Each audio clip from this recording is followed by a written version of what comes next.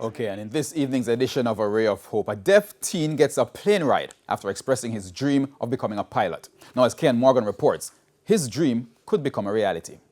Off to the skies, 16-year-old Rolando Grant soaring closer to his dreams.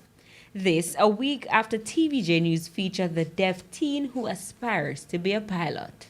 I want to do it again. I want to fly again. A dream come true thanks to the Aeronautical School of the West Indies, a flight training center at the Tinson Pen Aerodrome in Kingston. Co-founder Christopher Gooding says he jumped on board after one of his former students brought Rolando's story to his attention. Everyone, regardless of their disability, have some aspiration in flying, and we just wanted to make him happier. It was Rolando's first time on a plane. Seeing him going, I cry. He was quite calm. He understands the principles of the maneuvers. He understands the principle of flying. For the first time, we have a deaf pilot.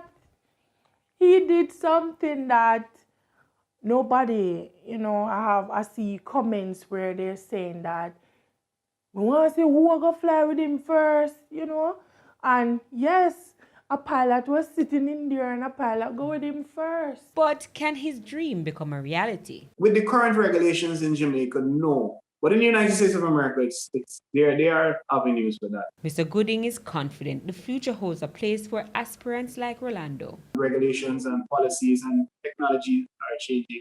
So maybe in the future, he may be able to wear a device that can allow him to hear properly, as well as the relaxation of the regulation. But certainly, we don't know what tomorrow holds. Deaf can manage. With A Ray of Hope, I am Kean Morgan.